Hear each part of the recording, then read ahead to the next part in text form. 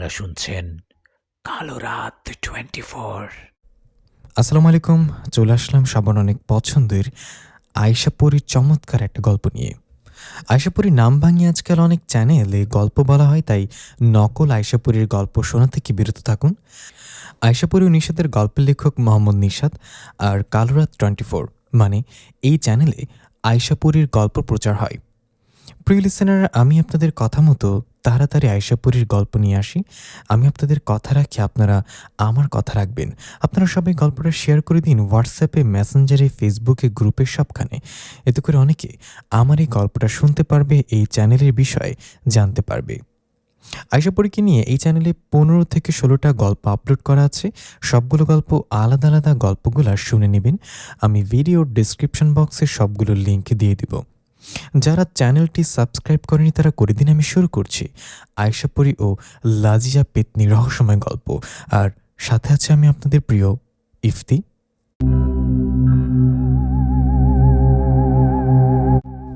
কে কোথায় আছো? দৌড়ে আসো, আমার মেয়েটাকে বাঁচাও। আমার মেয়েটাকে জিনে ধরেছে। মেয়েটা কেমন যেন করছে। এরকম একটা আওয়াজ মধ্যরাতে ঘুম ভেঙে গেল আমার। ঘুম ভেঙে যেতে দরজা খুলে দৌড়ে চলে গেলাম সেখানে। আমাদের গ্রামের আজিজুল চাচার মেয়েকে জিনে ধরেছে। আমি দৌড়ে সেখানে গিয়ে দেখলাম কয়েকজন ধরে রাখছে আজিজুল চাচার মেয়ে সামিয়াকে। সামিয়াকে জিনেরা ধরায় সামিয়া কেমন পুরুষ কণ্ঠে কথা বলছে আর দাঁতে দাঁত চেপে হুঙ্কার দিচ্ছে। সামিয়ার এরকম অবস্থা দেখে কয়েকজন ওকে ধরে বেঁধে ফেললেন। এদিকে তখন ওখানে আসলেন আমাদের মসজিদের ইমাম সাহেব। ইমাম সাহেব এসে বললেন, দেখি দেখি দেখি আমাকে যেতে দিন। ইমাম সাহেবের কথায় আশেপাশে সবাই সরে গিয়ে ইমাম সাহেবকে জায়গা করে দিলেন। তখন ইমাম সাহেব সামিয়ার কাছে গিয়ে বললেন, কে তুই? এই মেয়েটাকে ধরেছিস কেন? ইমাম সাহেবের কথায় সামিয়ার শরীরে থাকা জিনটা বলল, ওকে আমি পছন্দ করি তাই ধরেছি। তুই কি আমাকে এসব জিজ্ঞাসা করার? চলে যা এখান থেকে। এই বলে সামিয়ার শরীরে থাকা জিনটা ছটফট করতে থাকে আর ভয়ঙ্কর আওয়াজ করতে থাকে। সামিয়ার এরকম অবস্থা দেখে ইমাম সাহেব দোয়া কালাম পড়ে ফু দিতে থাকেন, কিন্তু এতে কোনো কাজ হয় না। এভাবে ইমাম সাহেব আরও কিছুক্ষণ দোয়া পড়ে ফু দিলে সামিয়ার শরীর থেকে জিনটা বেরিয়ে যায় আর সামিয়া জ্ঞান হারিয়ে পড়ে যায় মাটিতে। সামিয়া জ্ঞান হারিয়ে মাটিতে পড়ায় দুজন মহিলা সামিয়াকে ধরে নিয়ে গিয়ে শুয়ে দেন। এদিকে তখন ইমাম সাহেব সামিয়ার বাবা আজিজুল চাচাকে বলেন, আজিজুল, তোমার মেয়েকে যে জিনে ধরেছে ওকে সুবিধার বলে মনে হচ্ছে না, ও আবার আসবে। বেশি কিছু হবার আগে কালকে সালাম চাচাকে ডাকো। সবাই তো জানেন সালাম চাচা নাম করা কবিরাজ। সালাম চাচাকে ডাকলে উনি তোমার মেয়েটাকে, জিনটাকে ধরা ওটা ছাড়িয়ে দিতে পারবে। এই বলে ইমাম সাহেব চলে গেলেন। ইমাম সাহেব চলে যাবার পর ওখানে আসা গ্রামবাসীর অনেকে চলে গেলেন বাড়িতে। সবার মতো আমিও বাড়িতে আসতে যাবো এমন সময় আজিজুল চাচা বললেন, বাবা নিশাত, দাঁড়াও। তুমি তো বাবা সালাম চাচার সাথে সবসময় ঘোরাঘুরি করো, তোমার সাথে ওনার খাতির ভালো। তুমি কি বলতে পারবা উনি বাড়িতে আছে নাকি নেই? আজিজুল চাচার কথার জবাবে আমি বললাম, হ্যাঁ হ্যাঁ, সালাম দাদু বাড়িতে আছে। আজকে সন্ধ্যায় বাজারে দেখা হয়েছিল, উনি বাড়িতে আছে, কোথাও যায়নি। আমার কথা উনি বললেন, চলো না বাবা, একটু সালাম চাচার বাড়িতে যাই। বুঝতেই তো পারছো মেয়েটা অসুস্থ, সকালে তো এখনো অনেকটা বাকি। আবারও যদি জিনটা এসে মেয়েটার শরীরে ভর করে তখন কি হবে? তুমি আমার সাথে চলো, বেশি সময় তো লাগবে না, 2-3 মিনিট কি এমন সময়। ওনার কথায় আমি মাথা নাড়িয়ে বললাম, ঠিক আছে চলুন। এই বলে ওনাকে নিয়ে চলে গেলাম সালাম দাদুর বাড়িতে। সালাম দাদুর বাড়িতে যাবার পর আজিজুল চাচা সালাম দাদুকে ডাকতে লাগলেন। ওনার ডাকে সালাম দাদু দরজা খুলে বেরিয়ে বললেন, কে? এই বলে আর একটু সামনে গিয়ে আসায় আমি বললাম, দাদু আমি নিশাত, উনি আজিজুল চাচা। আমার কথায় সালাম দাদু বললেন, আরে নিশাত, তুই এত রাতের বেলা? আর আজিজুল কি হয়েছে বাবা? তুমি নিশাতকে নিয়ে আসছো কেন? কোনো সমস্যা হয়েছে কি? সালাম দাদুর কথার জবাবে আজিজুল চাচা বললেন, সালাম চাচা, আমার মেয়েটাকে জিনে ধরেছে। কেমন করছিল মেয়েটা। পরে ইমাম সাহেব এসে ঝাড়ফুঁক করায় জিনটা চলে গেছে, আপনি চলুন। ওনার কথায় সালাম দাদু বললেন, এখন কেমন আছে তোমার মেয়েটা? এখন ভালো আছে, শুয়ে আছে। আজিজুল চাচার কথায় সালাম দাদু বললেন, এখন শুয়ে আছে, শুয়ে থাকতে দাও। আমি কালকে সন্ধ্যায় তোমার বাড়িতে যাব আর তোমার মেয়ের শরীরে জিনটাকে হাজির করব। কিন্তু চাচা, আজকে রাতে যদি সমস্যা হয়? আল্লাহর রহমতে সমস্যা হবে না। আমি তোমাকে পানি পরে দিচ্ছি, এই পানিটা তোমার ঘরে ছিটিয়ে দিবে। আর তোমার মেয়ে জেগে গেলে ওকে একটু খাইয়ে দিবে। সালাম দাদুর কথায় উনি বললেন, ঠিক আছে চাচা। তখন সালাম দাদু পানি পরে দিলেন। পানি পরে দেয়ায় আমিও আজিজুল চাচার সেখান থেকে আবারও চলে আসলাম ওনাদের বাড়িতে। এরপর আমি বললাম, চাচা সালাম দাদু যেভাবে বললেন সেভাবে করেন, আমি তাহলে বাড়িতে যাই। এই বলে সেখান থেকে চলে আসলাম বাড়িতে। বাড়িতে এসে দরজা লাগিয়ে পেছন দিকে ঘুরে দেখি আয়েশাপুরি আমার দিকে তাকিয়ে আছে। আয়েশাপুরি কে জানেন? অনেকে জানেন, যারা জানেন না তাদের বলছি। আয়েশাপুরি আমার বউ। আয়েশাপুরির হাতে বিশেষ ধরনের শক্তিশালী একটা চুড়ি আছে, যেটার শক্তি অনেক। আয়েশাপুরীর হাতের এই চুরির জন্য সাধারণ কোনো জিনপুরি আয়েশাপুরীর সাথে শক্তিতে পারে না। আয়েশাপুরী আমার বউ। সালাম কবিরাজ আমার গ্রামবাসী দাদু। আয়েশাপুরী সালাম দাদু সহ এই গল্পে ভয়ঙ্কর জিনপুরীদের কাহিনী সামনে থাকবে, সবকিছু জানতে পারবেন। এখন গল্পে ফিরি। দরজা লাগিয়ে আয়েশাকে দেখে বললাম, ওমা এভাবে তাকিয়ে আছো কেন, তুমি ঘুমাওনি? আমার কথা আয়েশাপুরী বললেন, ঘুমেছিলাম, হঠাৎ জেগে দেখলাম তুমি নেই। পরে খোঁজ নিয়ে জানতে পারলাম তুমি সালাম দাদুর বাড়িতে গেছো। পরে তোমার সামনে আর না গিয়ে বাড়িতে চলে আসি। আয়েশার কথা আমি বিছানায় বসে বললাম, হ্যাঁ গিয়েছিলাম, ওই আজিজুল চাচার মেয়েকে জিনে ধরেছে। আমার কথা আয়েশা হাত উপরে তুলে বললেন, জানি আমি। তা তো জানবাই, তুমি তো পড়ি। অন্য জিন পরির বিষয়ে তো ভালোই খোঁজ খবর রাখো, তাই না? কালকে সালাম দাদু জিনটাকে হাজির করবে আর কথা বলবে, কাল দেখা যাবে কি হয়। এখন ঘুম পাচ্ছে, ঘুমালাম। এই বলে আমি ঘুমিয়ে গেলাম। পরের দিন সন্ধ্যাবেলায় সালাম দাদু আসলেন আজিজুল চাচার বাড়িতে। সালাম দাদু আসায় জিন ছাড়ানো দেখতে গ্রামের অনেক মানুষ ভিড় করেছে আজিজুল চাচার বাড়িতে। সবার মতো আমিও গিয়ে উপস্থিত হলাম সেখানে। আমি গিয়ে সালাম দাদুর পাশে বসে মজা করে বললাম, কবিরাজ সাবধানে দেখো, আবার সামিয়াকে ধরা জিন তোমাকে শূন্যে উড়িয়ে নিয়ে যায় না যেন আবার। আমার কথায় দাদু মুচকে এসে বলল, সমস্যা নেই, তখন তোর বউ আয়েশাপুরী আছে না, ও এসে আমাকে বাঁচাবে। দাদুর কথা আমি এবার হেসে বললাম, তাই না? তুমি তো নাম করা কবিরাজ, তোমাকে আবার কোনো জিন কি করবে? কাজ শুরু করো, রাত হচ্ছে, আরও লোকজনের ভিড়ও হচ্ছে। আমার কথাই সালাম দাদু বললেন, হ্যাঁ শুরু করছি। এই বলে সালাম দাদু আজিজুল চাচাকে বললেন, আজিজুল তোমার মেয়েকে আমার সামনে নিয়ে আসো। তখন সামিয়াকে দাদুর সামনে নিয়ে আসা হলো। সামিয়াকে সামনে নিয়ে আসার পর সালাম দাদু তার কাজ শুরু করলেন। দাদু সামিয়ার উপর জিন হাজির করলেন। সে জিনটা সামিয়ার শরীরে ভর করে ভয়ঙ্কর কণ্ঠে বলে উঠলেন, কবিরাজ আমাকে হাজির করলি কেন? তখন সালাম দাদু বললেন, কে তুই? তুই সামিয়াকে ধরেছিস কেন? কেন মেয়েটাকে কষ্ট দিচ্ছিস? দাদুর কথার জবাবে জিনটা বলে উঠলেন, এর আগে বলেছিলাম না আমি এই মেয়েটাকে পছন্দ করি, ওকে বিয়ে করব। বিয়ে? কিসের বিয়ে? তো একটা জিন, আমরা মানুষ, এটা কি ভুলে গেলি? তোর পছন্দ অপছন্দের আমাদের কিছু যায় আসে না।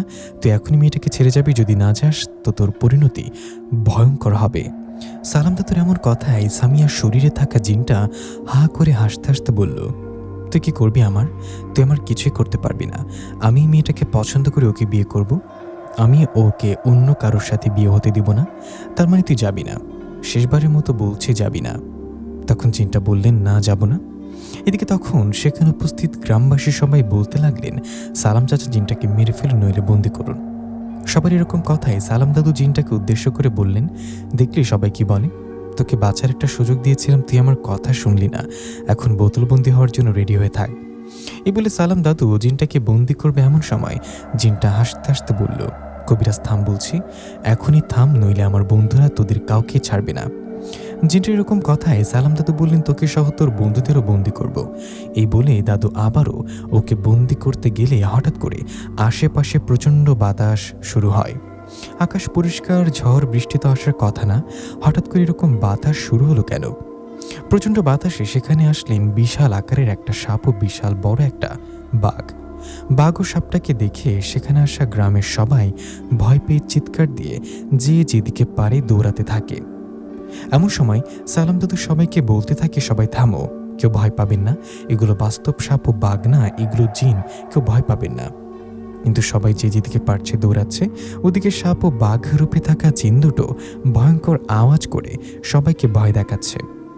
এভাবে কিছুক্ষণ চলে যাবার পর সেখানে থাকা সবাই ভয় পালিয়ে গেলেন। বাকি রইলাম আমি, সালাম দাদু আর সামিয়ার বাবা আজিজুল চাচা। এরকম একটা ভয়ঙ্কর পরিস্থিতিতে কি করব বুঝতে পারছিলাম না। আমার অনেক ভয় করছিল। জীবনে এত বড় আকারের সাপ ও বাঘ দেখিনি। আমি তখন আজিজুল চাচাকে বললাম, চাচা আপনি চাচি ও সামিয়ার কাছে যান। আমার কথায় আজিজুল চাচা সামিয়ার কাছে গেলেন। আমি সাহস করে সেই সাপটা ও বাঘের সামনে গিয়ে দাঁড়ালাম। আমি জানি আল্লাহর রহমতে এই সাপ ও বাঘ রূপে থাকা জিন দুটো আমার কিছুই করতে পারবে না। তার আগে আমার বউ আয়শাপুরি এসে আমাকে বাঁচাবে এই ভেবে দাঁড়িয়ে আছে। এমন সময় সে সাপ ও বাঘ রূপে থাকা জিন দুটো ভয়ঙ্কর আওয়াজ করতে করতে আমার দিকে তেড়ে আসতে গিয়ে হঠাৎ থেমে গেলেন। ওরা থেমে যাবার পর আমিও সালাম দাদু বুঝতে পারি আয়শাপুরি আসছে সেখানে।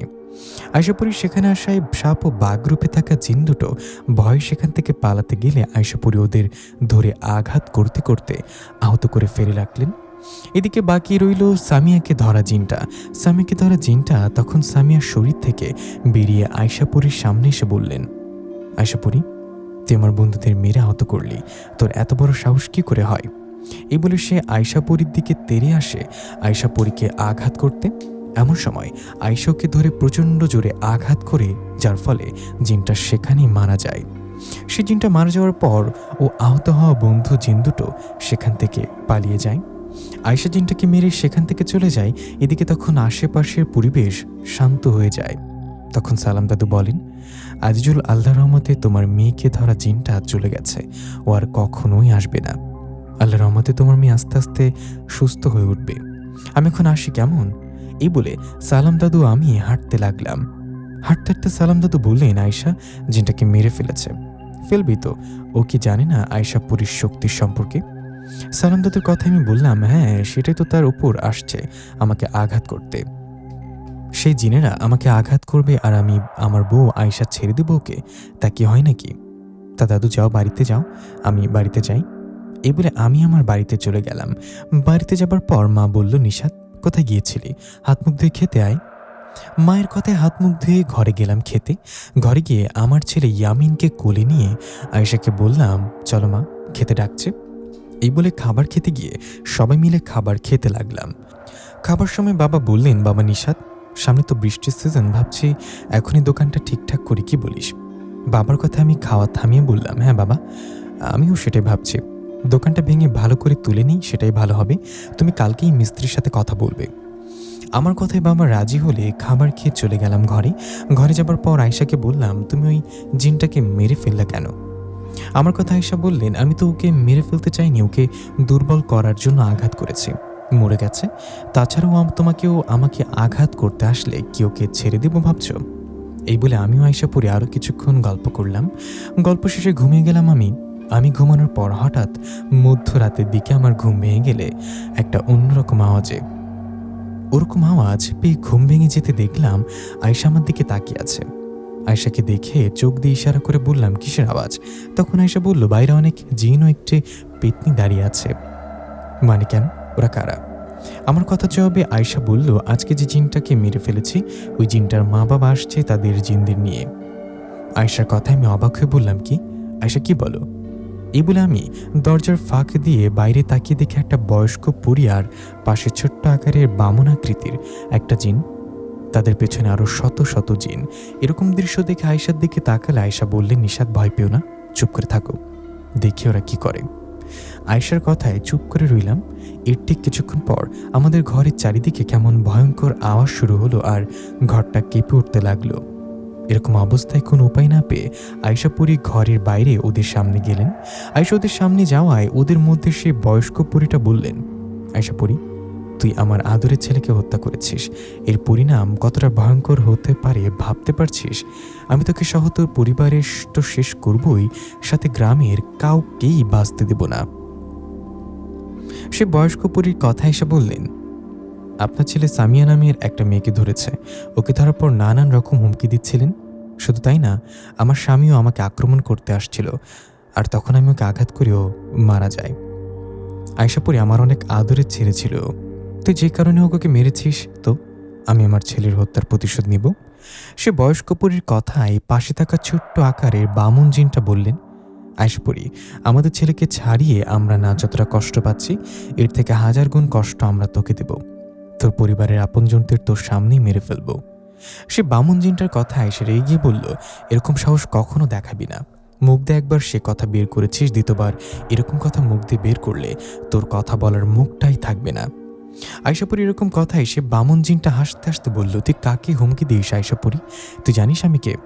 আমি বামন গোত্রের জিন সর্দার, 1,00,000 জিনের সর্দার। আমি যদি একবার আদেশ করি তো আমার গোত্রের 1,00,000 জিন তোর উপর ঝাঁপিয়ে পড়বে, তোকে সহ তোর পরিবার শেষ করে দেবে। সে বামন জিনটার কথা আয়শা বললেন, তুই কি ভেবেছিস বামন আমি তোর কথা শুনে ভয় পেয়ে যাব? না, আমি আয়শা পড়ি আমার পরিবার, প্রিয়জন ও গ্রামের কারোর কোনো ক্ষতি করার চেষ্টা করলে তোর পুরো গোত্র ধ্বংস করে দেব। আয়শাপুরীর কথায় সে বয়স্ক পরি বললেন, আয়শাপুরী তুই কতটা শক্তিশালী দেখা যাবে। আজকের পর থেকে তোর জীবনটা অতিষ্ঠ করে তুলব। আমার ছেলের হত্যার প্রতিশোধ আমি নিবই আমরা।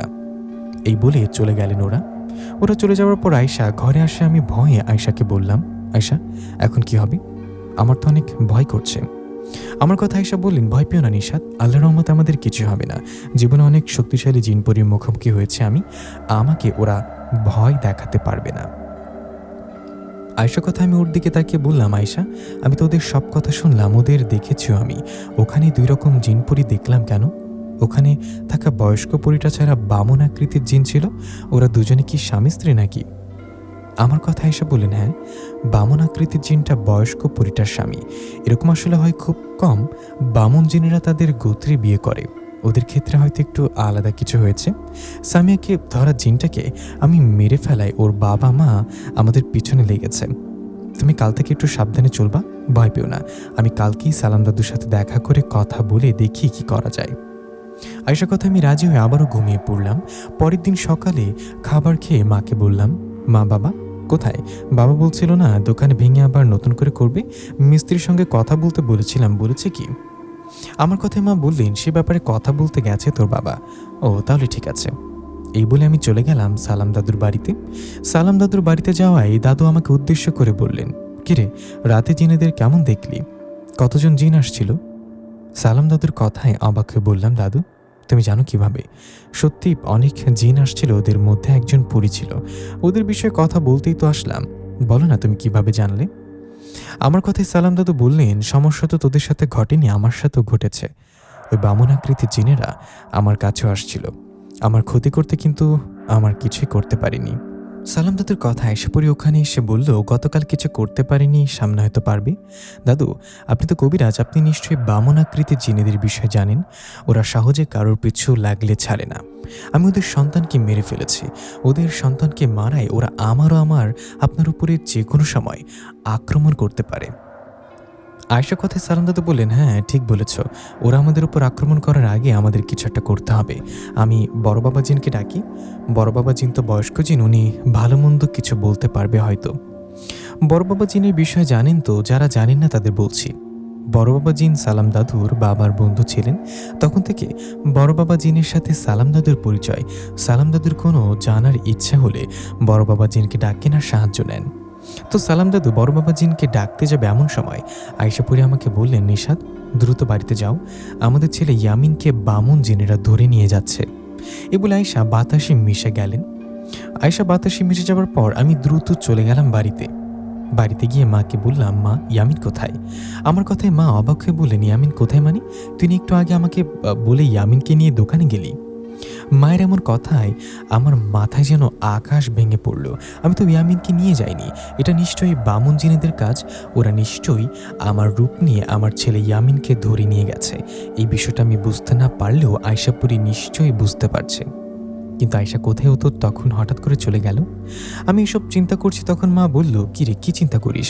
আর ইয়ামিন কোথায়? তুই ওকে নিয়ে গেলে আবার তুই একে জিজ্ঞাসা করছিস ইয়ামিন কোথায়? মায়ের কথা জবাবে আমি বললাম, না মানে ইয়ামিন আয়েশার কাছে। এই বলে আবারও চলে গেলাম সালাম দাদুর কাছে।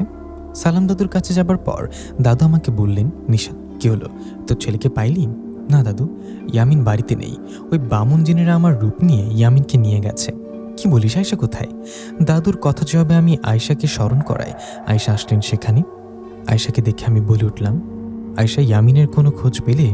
আমার কথা আয়েশা মন খারাপ করে বললেন, আমি সে বামন জিনে বয়স্ক পরীকে ধরার আগে ওরা ইয়ামিনকে ধরে বন্দি করে রেখেছে। আয়েশা কথায় সালাম দাদু বললেন, আয়েশা ওরা কিন্তু তোমার উপর খুব রেগে আছে। তুমি ওদের ছেলেকে হত্যা করায় ওরা রেগে ইয়ামিনের কোনো ক্ষতি করতে পারে। যা করার এখনই করতে হবে। আমি বড় বাবা জিনকে ডাকি, তুমি ও বড় বাবা জিন এখনই চলে যাও বামন জিন রাজ্যে ইয়ামিনের কাছে। এই বলে সালাম দাদু বড় বাবা জিনকে ডাকায় সেখানে সে হাজির হলেন বড় বাবা জিন। বড় বাবা জিন আসায় সালাম দাদু দিয়ে সব ঘটনা ওনাকে খুলে বললেন। সব শুনে বড় বাবা জিন আয়শাকে বললেন, আয়শা, আমাদের এখনই যেতে হবে তোমার ছেলে ইয়ামিনের কাছে। বড় বাবা জিনের কথায় আয়শা রাজি হলেন আর তখনই দুজনে চলে গেলেন সেই বামন জিন রাজ্যে। বড় বাবা জিন ও আয়শাপুরী সেই বামন জিন রাজ্যে যাবার পর আয়শাকে দেখে সেই বামন জিন বললেন, আয়শাপুরী, তুই এসেছিস, জানতাম আসবি, তোকে যে আসতেই হবে। তোর কলিজার ধন, তোর ছেলে যে আমাদের কাছে বন্দি। সে বামন জিন সর্দারের কথা আয়শা বললেন, দেখুন সর্দার, ভুলটা আমারই, আমি স্বীকার করছি আমারই ভুল। আমি সেদিন খোঁজ না নিয়ে সামিয়াকে ধরা জিনকে আঘাত করে মেরে ফেলেছি। সাবিনাকে ধরা জিনটা যে আপনাদের ছেলে আমি জানতাম না। আমি ভুল করেছি, সেই জন্য ক্ষমা চাচ্ছি। এর বিনিময়ে আমাকে যা শাস্তি দিবেন দিন, তবুও আমার ছেলেকে কিছু করবেন না। দয়া করে আমার ছেলে ইয়ামিনকে ছেড়ে দিন। আয়েশার কথায় সে জিন সর্দার হাসতে হাসতে বলল, ছেড়ে দেব? ছেড়ে দেবার জন্য তো তোর ছেলে ইয়ামিনকে ধরে আনিনি আয়েশাপুরী।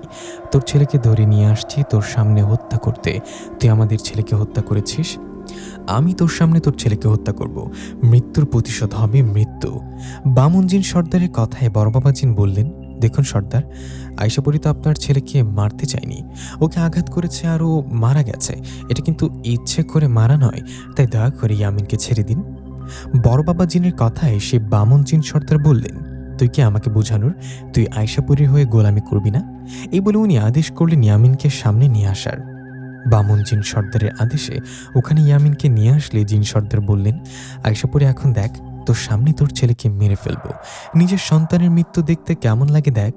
এই বলে সে বামন জিন সর্দার ইয়ামিনের গলা চেপে ধরলেন আর তখনই প্রচণ্ড রেগে আয়শাপুরী সে জিন সর্দারকে ফুটবলের মতো একটা লাথি মারলেন, যার ফলে বামন জিন সর্দার 20-30 হাত দূরে গিয়ে পড়লেন। আয়শাপুরী জিন সর্দারকে আঘাত করে ফেলে দেয়ায় ওনার রাজ্যর হাজার হাজার জিন ছুটে আসতে লাগলেন আয়শার দিকে। আর তখনই শুরু হলো এক ভয়ঙ্কর যুদ্ধ। আয়শাপুরী ও বড় বাবা জিন মিলে সে বামন জিনদের আঘাত করতে লাগলেন। এভাবে বেশ কিছুক্ষণ যুদ্ধ করায় শত শত জিন আহত হয়ে পড়ে রইলেন। আয়শাপুরী ও বড় বাবা জিন যুদ্ধ করছে, এই সুযোগে সে জিন সর্দার ইয়ামিনকে আঘাত করতে গেলেন। তখন আয়শা অন্য জিনদের সাথে যুদ্ধ বাদ দিয়ে ইয়ামিনকে বাঁচাতে সে জিন সর্দারকে ধরে ফেললেন। আয়শাপুরী জিন সর্দারকে ধরে প্রচণ্ড জোরে আঘাত করে আহত করে ফেললেন আর তারপর জিন সর্দারের গলা চেপে ধরে ওনাকে উপরে করে বলতে লাগলেন, আমার ছেলেকে হত্যা করবি তাই না? কর, আমার ছেলেকে হত্যা কর। আয়শাপুরীর কথায় সে বামন জিন সর্দার ছটফট করছে, কারণ আয়শাপুরীও গলা চেপে ধরে শূন্য তুলে রাখছে। এরকম অবস্থায় আয়শাপুরী সে বামন জিন সর্দারকে মেরে ফেললেন। সে বামন জিন সর্দারকে মেরে ফেলার সাথে সাথেই তার স্ত্রী সে বয়স্ক পরি এসে আয়শাকে আঘাত করে ফেলে দিলেন। তারপর শুরু আবারও যুদ্ধ। বড় বাবা জিন সে বামন জিনদের সাথে যুদ্ধ করছে, এদিকে আয়শাপুরী যুদ্ধ করছে বামন জিন সর্দারের স্ত্রীর সাথে। এভাবে কিছুক্ষণ যুদ্ধ চলার পর সে বয়স্ক পরীকে আহত করে ফেলে দিলেন। তখনই সে বয়স্ক পরী বললেন, আয়শাপুরীকে ছেড়ে দে আমাকে। তুই আমাকে ছেলেকে হত্যা করেছিস, আমার সামনে আমার স্বামীকেও হত্যা করলি। তুই জানিস না আমার মাকে? আমার চুল পরিমাণ ক্ষতি হলে আমার মা শেষ করে দিবে তোকে। সে পরীর কথায় এরকম কথা আয়শাপুরী হাসিতে বললেন, তোর মা কি আমি জানি কে? তোর মা আমাকে শেষ করবে নাকি আমি তোর মাকে শেষ করব সেটা তখন দেখা যাবে। আগে নিজের চিন্তা কর। আমি আমার থেকে আমার স্বামীর সন্তান ও পরিবারকে বেশি ভালোবাসি। তোরা সেই প্রিয়জনের দিকে নজর দিয়েছিস, আমার ছেলেকে হত্যা করতে চেয়েছিস। আমি আয়শাপুরী বেঁচে থাকতে আমার ছেলেকে হত্যা করতে চাইবে আর আমি চেয়ে দেখব তা কি করে হয়। এই বলে আয়শাপুরী সে বয়স্ক পরীকে সেখানে মেরে ফেললেন। সে পরীকে মারার পর বামন জিন গোত্রের বাকি জিনেরা ভয়ে সেখান থেকে পালিয়ে গেলেন। সবাই পালিয়ে যাওয়ায় ইয়ামিন দৌড়ে এসে আয়শাপুরীর কোলে উঠলেন। ইয়ামিন কোলে উঠায় বড় বাবা জিন ও আয়শাপুরী সেখান থেকে আবারও ফিরে আসলেন সালাম দাদুর বাড়িতে। কি ভাবছেন গল্প এখানে শেষ? না, গল্পর আসল কাহিনী তো এখান থেকে শুরু হবে, শুনতে থাকুন। আয়শাপুরী ও বড় বাবা জিন ইয়ামিনকে নিয়ে সালাম দাদুর বাড়িতে আসায় আমি ইয়ামিনকে কোলে নিয়ে আয়শাকে বলি, আয়শা, তোমরা ঠিক আছো তো? ওই বামন জিন সর্দার আর তার জিনেরা কোথায়? তখন আয়শাপুরী আমাকে সব ঘটনা খুলে বললেন যে ওদের মেরে ফেলেছে। আয়শাপুরীর কথায় বড় বাবা জিন বললেন, আয়শা, তোমার কি মনে আছে ওই বয়স্ক পরীটা কি বলেছিল? আমার মনে হয় পরীর মা আসবে তোমার কাছে, যে কোনো সময় আসতে পারে, তাই সাবধানে থেকো। সালাম, আমার সাহায্য লাগলে ডেকো আমাকে। এই বলে বড় বাবা জিন চলে গেলেন। বড় বাবা জিন চলে যাবার পর সালাম দাদু আয়শাকে বললেন, আয়শা, বড় বাবা কি বলে গেল? কোনো পরীর মা আসবে? সালাম দাদুর কথা জবাবে আয়শা বললেন, আরে সেই বামুন জিন সর্দার স্ত্রী বয়স্ক পরীটা আছে না, ওকে মারার সময়ও বলেছিল, আয়শা পরী আমার মাকে চিনিস না, আমার মা তোদের ছাড়বে না। আয়শা পরীর কথায় তখন সালাম দাদু বললেন, ও যেহেতু এই কথা বলেছে তখন নিশ্চয়ই এখানে কেউ না কেউ আছে, তোমরা একটু সাবধানে থেকো, কেমন?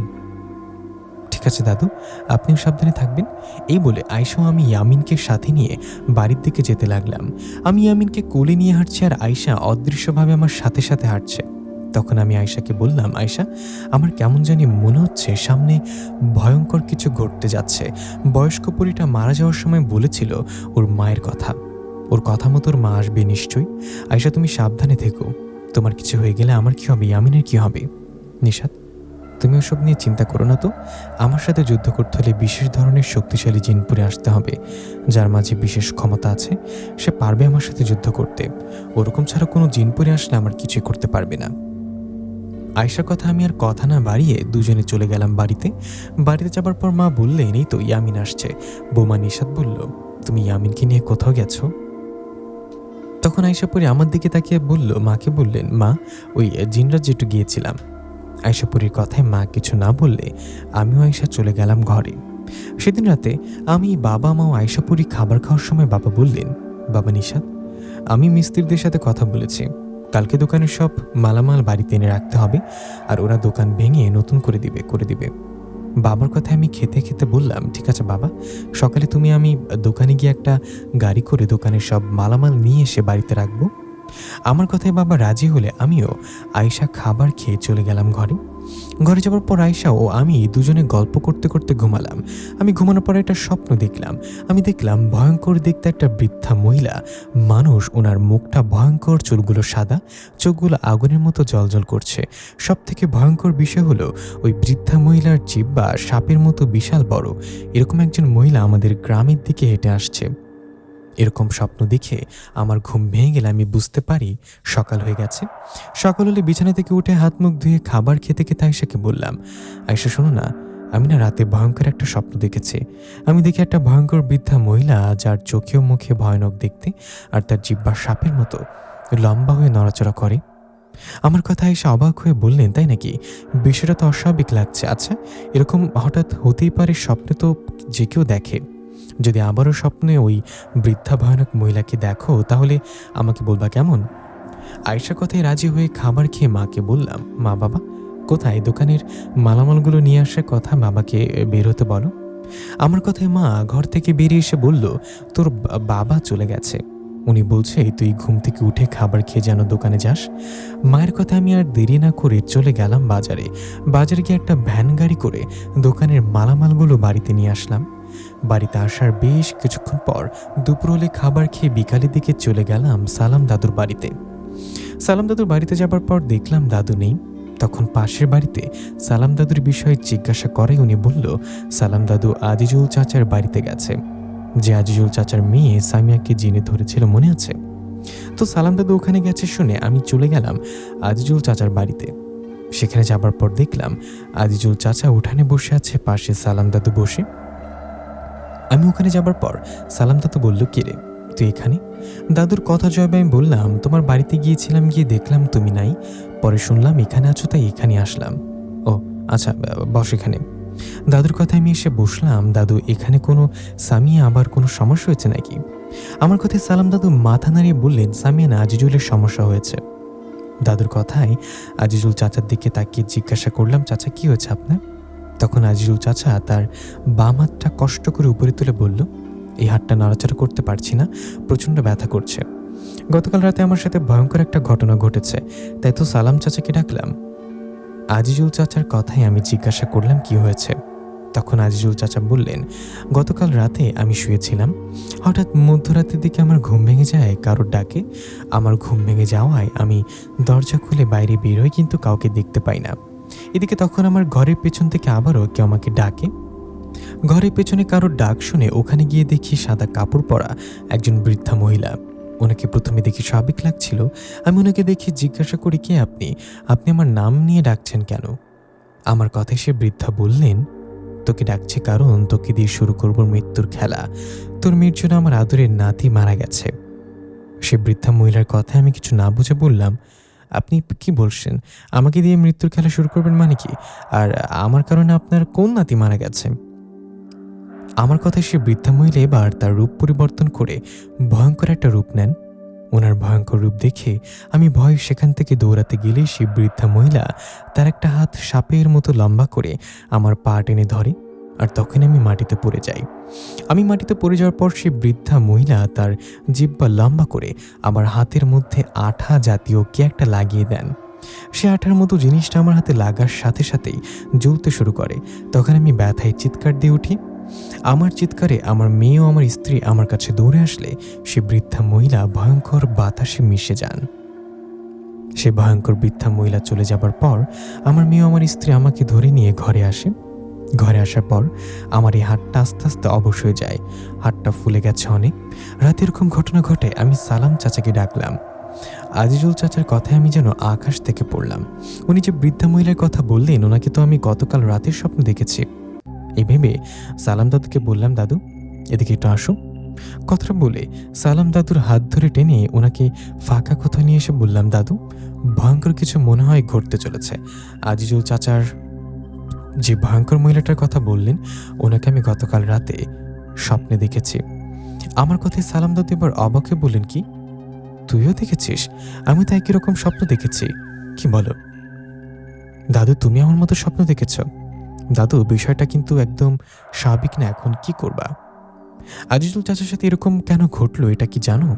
তখন দাদু বললেন, না এরকম ঘটনা তো আগে কখনো শুনিনি। এই ঘটনার সঠিক মানে জানতে আয়েশা পরি নইলে বড় বাবা জিনের কাছে জানতে হবে। ওরা জিন জাতি, জিনেরা জিনেদের খবর সঠিকটা জানে।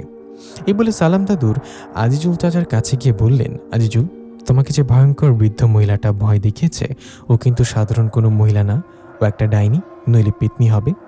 তুমি আমাকে একটু সময় দাও, আমি আরো ভালোভাবে যেন সন্ধ্যার দিকে তোমার বাড়িতে আসবো, কেমন? এই বলে সালাম দাদু আমাকে নিয়ে তার বাড়িতে আসলেন। সালাম দাদু বাড়িতে এসে আমাকে বললেন, নিশাত আয়েশা পরীকে ডাকো, আমি বড় বাবা জিনকে ডাকছি। দাদুর কথায় আমি আয়েশা পরীকে ডাকলাম। ওদিকে সালাম দাদু ডাকলেন বড় বাবা জিনকে। আমারও সালাম দাদু ডাকে আয়েশা পরী ও বড় বাবা জিন আসলে সালাম দাদু সব ঘটনা খুলে বললেন। সালাম দাদু বললেন, আমিও নিশাদ একই রকম স্বপ্ন দেখেছি। আমি যাকে দেখেছি আজিজুল চাচা তাকে বাস্তবে দেখেছে। আজিজুলের হাতে আঠার মতো কিছুটা লাগিয়ে দিয়েছে। এই বৃদ্ধা মহিলাকে আর আজিজুলের সাথে কেন এমন করলো, এই বিষয়গুলো খোঁজ নিয়ে দেখুন দুজনে। সালাম দাদুর কথা আয়েশা পরী ও বড় বাবা জিন দুজনে বেশ কিছুক্ষণ সময় খোঁজ নিয়ে আবারও ফিরে আসলেন। ওরা আসার পর বড় বাবা জিন সালাম দাদুকে উদ্দেশ্য করে বললেন, সালাম, আমাদের যেটা ভয় ছিল সেটাই হলো। আয়েশা পরী যে বামুন জিন সর্দার ও বয়স্ক পরীটাকে হত্যা করেছিল মনে আছে? বয়স্ক পরীটা মারা যাবার সময় বলেছিল না, আমার মা তোমাদের ছাড়বে না। ওর কথা সত্যি হয়েছে। ওর মা তোমাদের এই গ্রামে আসছে। যে আসছে এ কোনো সাধারণ কেউ নন, ও একটা ভয়ঙ্কর শক্তিশালী পেতনি। ওর নাম লাজিজা। এই লাজিজা পেতনির বয়স অনেক বেশি। ও কালো জাতের মাধ্যমে এমন একটা শক্তি নিজের আয়ত্তে নিয়ে আসছে যার ফলে ও মানুষদের মাঝে রোগ ছড়াতে পারে। লাজিজা পেতনি তার জিহ্বা দিয়ে মানুষের শরীরে আঠার মতো কিছুটা লাগিয়ে দেয়, যার ফলে তার হাত বা পা আস্তে আস্তে পচে গলে যেতে শুরু করবে। এভাবে দ্রুত কিছুদিনের মধ্যে তার পুরো শরীর পচে গলে এসে মারা যাবে। বড়বাবা জিনের কথায় সালাম দাদু অবাক হয়ে বললেন, তাহলে আজিজুলও কি লাজিজা পেতনির ছাড়ানো রোগে পড়েছে? তখন বড় বাবা জিন মাথা নাড়িয়ে বললেন, হ্যাঁ, আজিজুল বাড়ি থেকে ঘটনা শুরু হয়েছে, তাই লাজিজা পেতনি প্রতিশোধ নিতে আগে আজিজুলের উপর রোগ ছড়িয়েছে। এরপর হয়তো তার পরিবার ও গ্রামবাসীর উপর নজর দিবে। লাজিজা পেতনির শুধু গ্রামবাসী আজিজুলের উপর প্রতিশোধ নিবে না, আমাদের উপরও নেয়ার চেষ্টা করবে। লাজিজা পেতনির মেয়ের জামাই ও নাতিকে হত্যা করেছে আয়েশা পরী, তাই আয়েশা পরী সহ ওর পরিবারের সবাইকে বেশি সতর্ক থাকতে হবে। বড় বাবা জিনের কথায় আয়েশা বললেন, আমি জানি সেটা, তাই এখন থেকে নিশাত সহ আমার শ্বশুর শাশুড়ি সবাইকে সাবধান করে দেব। আয়েশা কথায় সালাম দাদু বললেন, বড় বাবা এখন কি করব? আমি আজিজুলকে বলে আসছি আজ সন্ধ্যায় যাব তার বাড়িতে, ওখানে গিয়ে এখন কি করব? লাজিজা পেতনি তো আজিজুলের শরীরে রোগ ছড়িয়ে দিয়েছে, এখন কি তাহলে আজিজুলকে বাঁচবে না? তখন বড় বাবা জিন বললেন, আল্লাহ চাইলে বাঁচবে না, না চাইলেও ওনাকে বাঁচানো যাবে না, কারণ লাজিজা পিতনির যে রোগ ছড়ায় এটা চিকিৎসা আমরা এখানে জানি না। তবু তুমি আর সন্ধ্যায় আজিজুলের বাড়িতে যাও, গিয়ে আমরা তোমাকে একটা আমল শিখে দিই। তুমি এই আমলটা করে লাজিজা পিতনিকে হাজির করার চেষ্টা করো আর কথা বলো। বড় বাবা জিনের কথায় সালাম দাদু রাজি হয়ে তাই করলাম। আর সেদিন সন্ধ্যাবেলায় আমিও সালাম দাদু চলে গেলাম আজিজুল চাচার বাড়িতে। সালাম দাদুর সাথে আমিও ছিলাম। আমিও সালাম দাদু আজিজুল চাচার বাড়িতে গেলাম। ওদিকে অদৃশ্যভাবে আমাদের সাথে গেলেন আয়শাপুরি ও বড় বাবা জিন। ওখানে যাবার পর সালাম দাদু আজিজুল চাচাকে বললেন, আজিজুল, আমাকে একটা ফাঁকা ঘর দাও। তুমি গত রাতে যে ভয়ঙ্কর বৃদ্ধাকে দেখেছো, উনি একটা পেতনি, আমি দেখি সেই পেতনিকে হাজির করতে পারি কিনা। সালাম দাদুর কথায় ওনাকে একটা ফাঁকা ঘর দেয়া হলো। তখন সালাম দাদু আমাকে বললেন, নিশাত, তুই ওদের সাথে আলাদা ঘরে থাক, আমার সাথে আসিস না, কারণ লাজিজা পিতনি আমার ডাকে হাজির হবার পর হঠাৎ আক্রমণ করতে পারে। বুঝতে পারছিস লাজিজা পিতনি কতটা শক্তিশালী। সালাম দাদুর কথায় আমি আজিজুল চাচাদের সাথে অন্য ঘরে গেলাম।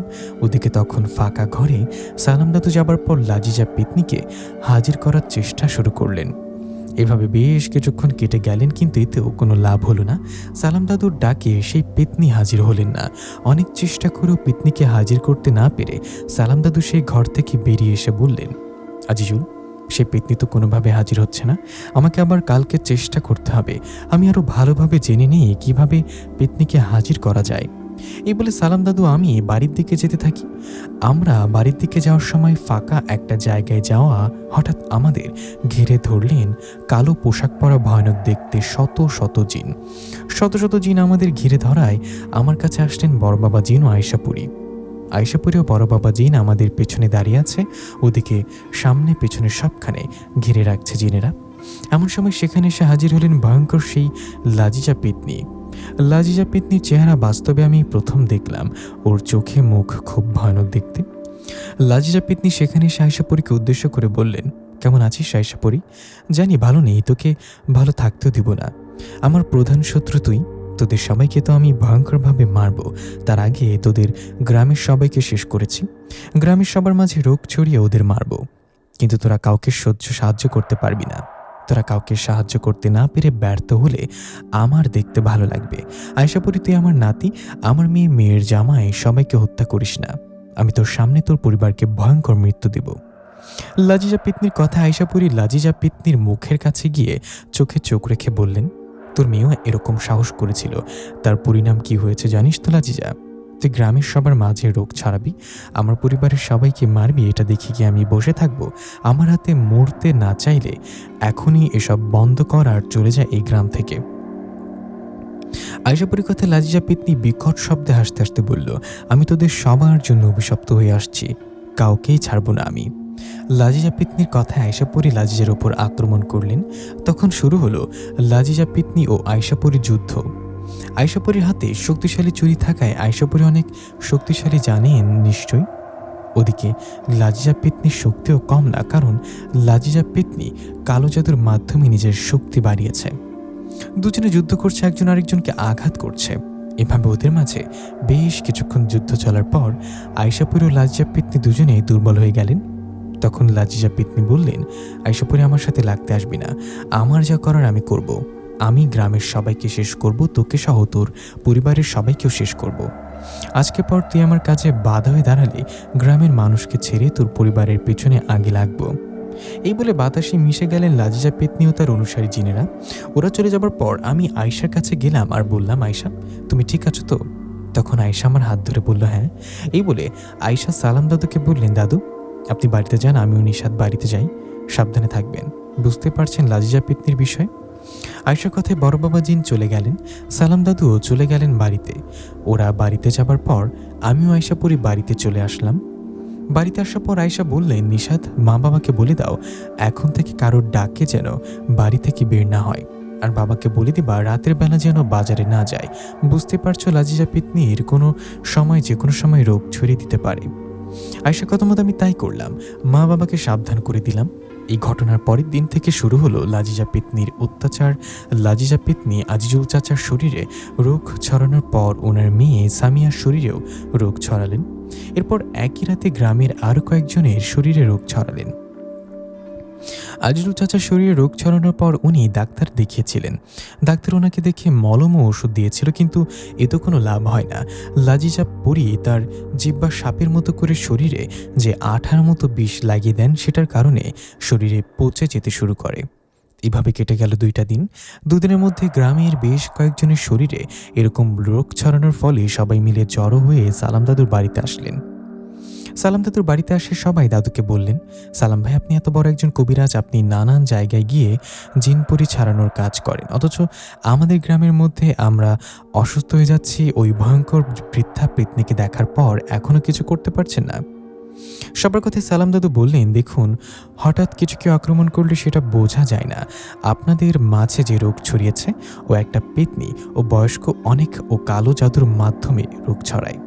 আমি দ্রুত এর সমাধানের চেষ্টা করব। আল্লাহ যেন রহম করেন আমাকে। আপনারা এখন থেকে সাবধান হয়ে যান। সন্ধ্যা হলে কেউ ঘর থেকে বের হবেন না। কোনো দরকার হলে 2-3 জন মিলে লাইট হাতে ধরে বের হবেন।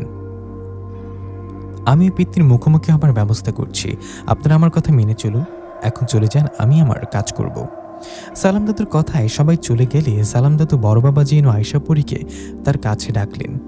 দাদু ডাকে আয়শাপুরী ও সালাম দাদু আসায় দাদু বড় বাবা জিনকে বললেন, বড় বাবা, আয়শাপুরী, এখন আমার কি হবে? গ্রামের অনেকের মাঝে রোগ ছড়িয়ে লাজিজা পেতনি এখন গ্রামের সবাই আমার কাছে আসছে, এখন কি করব? সালাম দাদুর কথায় বড় বাবা জিন বললেন, সালাম, এখানে 2 ধরনের সমস্যা আছে। যারা লাজিজা পেতনির ছাড়ানো রোগে পড়ে গেছে তাদের সুস্থ করতে হবে, নইলে সবাই মারা যাবে। আমি তথ্য নিয়ে দেখি লাজিজা পরীকে ছাড়ানো রোগের কোনো চিকিৎসা আছে কিনা। আর এদিকে আয়শাপুরী, তুমি লাজিজা পেতনির মুখোমুখি আবারও হও। লাজিজা পেতনিকে এখনই আটকাতে হবে, নইলে পরে সমস্যা হয়ে যাবে। বড় বাবা জিনের কথায় আয়শা বললেন, তাই করতে হবে। বড় বাবা, আপনি খোঁজ নিতে চলে যান, এদিকে আমি লাজিজা পেতনিকে দেখছি। আয়শার কথায় বড় বাবা জিন চলে গেলেন। উনি চলে যাবার পর আয়শা সালাম দাদুকে বললেন, দাদু, আমি এখন বাড়িতে যাই, আপনি সাবধানে থাকবেন। আমি আপনাকেই আজকে এই লাজিজা পেতনির মুখোমুখি আবার হব। এই বলে বাড়িতে চলে আসলেন আয়শাপুরী। আয়শাকে দেখে আমি বললাম, কোথায় গিয়েছিলাম? আমার কথা আয়শা সব ঘটনা খুলে বললেন। সব শুনে আয়শাকে বললাম, গ্রামের অনেক মানুষ অসুস্থ, সবার মতো আমরাও তো অসুস্থ হতে পারি। আয়শা, গ্রামের সবাইকে সাহায্য করতে হবে। লাজিজা পেতনি আমাদের জন্য আসছে গ্রামে, আমাদের কারণে গ্রামের সবার সাথে সমস্যা হচ্ছে। তখন আয়শা বললেন, ঠিক বলেছ, আমি আজকেই লাজিজা পেতনিকে ধরবো, ওকে আর নতুন করে কারোর মাঝে রোগ ছড়াতে দেব না। আয়শার এরকম কথা একটু ভয় লাগলেও ওকে বললাম, আয়শা, যা করো সাবধানে, তুমি বাড়িতেই থাকো, আমি বাজারে একটু যাচ্ছি, দোকানের কাজ করছে, ওখানে থাকতে হবে। হ্যাঁ, থাকতে হবে, থাকিও, কিন্তু রাত করা যাবে না, বুঝতে পারছো, সন্ধ্যা হবার আগেই চলে আসবা। আয়শার কথা জবাবে মাথা নাড়িয়ে বললাম, হ্যাঁ ঠিক আছে। এই বলে চলে গেলাম বাজারে। বাজারে যাবার পর বাবাকে বললাম, বাবা, তুমি তো অনেকক্ষণ থেকে এখানে, তুমি বাড়িতে যাও, আমি এখনই আছি এখানে। আমার কথায় বাবা বললেন, ঠিক আছে, ভালো মতো দেখে দিস, কোনো জায়গায় সমস্যা হলে মিস্ত্রিকে বলিস, ওরা ঠিকঠাক করে দিবে। এই বলে চলে আসলেন বাড়িতে। বাবা বাড়িতে যাবার পর আমি ওখানে দাঁড়িয়ে দাঁড়িয়ে মিস্ত্রিদের কাজ করা দেখছিলাম। এভাবে ওদের কাজ দেখতে দেখতে কখন যে সন্ধ্যা হয়ে আসছিল খেয়াল করিনি। সন্ধ্যা হওয়ায় মিস্ত্রিগুলো সেদিনের মতো কাজ শেষ করে চলে গেলেন। এদিকে তখন আমি দ্রুত হাঁটতে লাগলাম বাড়ির দিকে। আমি বাড়ির দিকে যাওয়ার সময় অনেক ভয় করছিল, না জানি কখন লাজিজা পেতনি চলে আসে। এসব ভাবছি আর দ্রুত বাড়ির দিকে হাঁটছি। এদিকে তখন আমার ভয়টাকে সত্যি করে সেখানে আসলেন কালো পোশাক পরা 2 জন জিন। সেই জিন 2 জনকে দেখে আমি ভয়ে দাঁড়িয়ে উঠে বললাম, কে আপনারা, কে? ওরা তখন ভয়ঙ্কর কণ্ঠে বলে উঠল, আমরা লাজিজা পেতনির অনুগত জিন, আমরা আসছি তোকে ধরে নিয়ে যেতে। সেই জিনদের কথা আমি ভয়ে আয়শাপুরীকে স্মরণ করলাম, আর তখনই সেখানে আসলেন আয়শাপুরী। আয়শাপুরী আসায় সেই জিন 2 জন ভয়ে দ্রুত সেখান থেকে পালিয়ে গেলেন। জিন 2টা চলে যাবার পর আয়শা আমাকে বললেন, তোমাকে না বলেছি সন্ধ্যা হবার আগে বাড়িতে আসবা, আমি না আসলে কি হতো, চলো বাড়িতে চলো। এই বলে আয়শা আমি কথা বলতে বলতে বাড়ির দিকে যেতে লাগলাম। আমিও আয়শা কথা বলতে বলতে বাড়ির কাছাকাছি যেতে অবাক হয়ে গেলাম, কারণ বাড়ির কাছে গিয়ে দেখি হাজার হাজার জিন, হাজার হাজার জিনের মাঝে দাঁড়িয়ে লাজিজা পেতনি, আর লাজিজা পেতনির পাশে আমার বাবা, মা, আমার ছেলে ইয়ামিনও দাঁড়িয়ে আছে। আমার ওখানে যাওয়ায় লাজিজা পেতনি আয়শার দিকে তাকিয়ে বলল, আয়শাপুরী, আসছো? আসো আসো, তোমার অপেক্ষায় তো করছি আমি। শুনলাম তুমি আমাকে খুঁজছো আমার সাথে যুদ্ধ করার জন্য। যুদ্ধ তো একবার করছিলে, তখন যুদ্ধ করে কি মনে হয়নি আমাকে এত সহজে হারাতে পারবে না? তুমি আমাকে খুঁজছিলে যুদ্ধ করতে, তোমাকে আর খুঁজতে হবে না, আমি ইচ্ছা করে তোমার কাছে চলে আসছি। তোমার সাথে যুদ্ধ করার আগে তোমার ছেলে ও তোমার শ্বশুর শাশুড়ি ব্যবস্থা করে নেই। বল ওদের কিরকম মৃত্যু দেখতে চাস? এই বলে বিকট শব্দে হেসে উঠলেন লাজিজা পেতনি। এদিকে লাজিজা পেতনির কথায় আয়শা বলা বলি করলেন, লাজিজা, আমার বাবা ও মা আমার সন্তানের শরীরে একটু আঁচড় পড়লে তোকে ছাড়বো না। তোকে এমনভাবে মারবো যেটা দেখে তোর অনুগত জেনেরাও ভয়ে পালিয়ে যাবে এখান থেকে। আয়শা কথা লাজিজা রেগে গিয়ে বললেন, দেখ, যা কর, কে কি করতে পারিস কর, আমি এখানে দাঁড়িয়ে আছি। এই বলে লাজিজা পেতনি আমাদের ছেলে ইয়ামিনকে হাত চেপে ধরলেন আর তার জিহ্বাটা সাপের মতো বের করলেন। তখন আয়শা লাজিজা পেতনির দিকে যেতে গেলে লাজিজা পেতনি বললেন, সাবধান আয়শা পড়ি, আমার দিকে এগোনোর চেষ্টা করলে তোর ছেলের শরীর আমার জিহ্বা লাগাবো। তুই তো জানিস আমার জিহ্বা লাগলে তোর ছেলের শরীরে রোগ ছড়িয়ে পড়বে, তখন তোর ছেলের শরীর পুষতে শুরু করবে আর কিছুদিনের মধ্যে ও মারা যাবে। যদি ছেলের মৃত্যু না চাস তো ওখানে দাঁড়িয়ে থাক। লাজিজা পেতনির কথায় আয়শা উপায় না পেয়ে সেখানে দাঁড়িয়ে রইলেন। ওদিকে তখন লাজিজা পেতনির মা বাবার দিকে এগিয়ে গেলে তখনই সেখানে আসলেন ফাতেমা পরী। ফাতেমা পরীকে জানেন? যারা জানেন না তাদের বলছি, ফাতেমা পরী হলো আয়শা পরীর মতো শক্তিশালী। আয়শা পরীর হাতে যেমন শক্তিশালী চুড়ি আছে, ফাতেমা পরীর হাতেও সেরকম শক্তিশালী চুড়ি আছে। একদিন ফাতেমা পরীকে সাহায্য করেছিল আয়শা পরী, তখন থেকে ফাতেমা পরী ও আয়শা পরীর পরিচয় আর তাদের মতো বন্ধুত্বের একটা সম্পর্ক তৈরি হয়ে গেছে।